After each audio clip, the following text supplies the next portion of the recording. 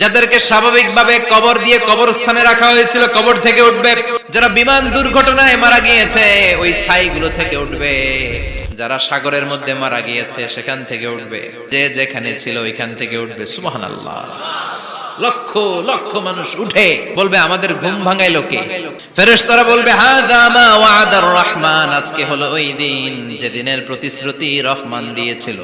সূর্যটা মাথার কাছে চলে আসবে সেদিন। সূর্যের প্রচন্ড তাপে মাথার মগজগুলো ভাতের মাড়ের মতো গলে গলে নাকের ছিদ্র আর কানের ছিদ্র দিয়ে বেয়ে বেয়ে পড়বে। জিহ্বাটা তৃষ্ণায় বেরোতে বেরোতে নাভি পর্যন্ত এসে ঝুলে থাকবে।